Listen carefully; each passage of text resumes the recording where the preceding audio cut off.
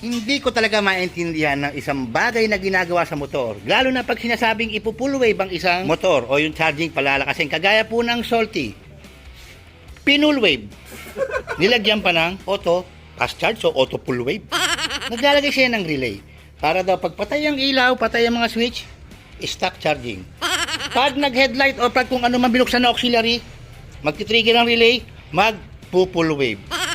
Hindi ko alam kung saan bang pulot yan, kung saan yung hinukay yung mga ganyang kaalaman. Eto, sira na naman.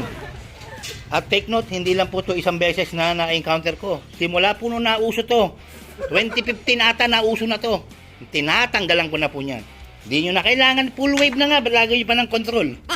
Ang gawin nyo, 5 wires ang kunin yung full wave regulator, yung black po niyan, ilagay nyo sa ACC. Huwag nyo pagsamahin yung live na pula at saka yung black na para sa ACC. Para hindi na kayo naggaganto. Ayun na nga yung black eh. Naglagay pa kayo ng relay. Yun na lang gawin nyo. Paghiwalay nyo yung black ng regulator saka yung pula. Tapos ang problema nyo.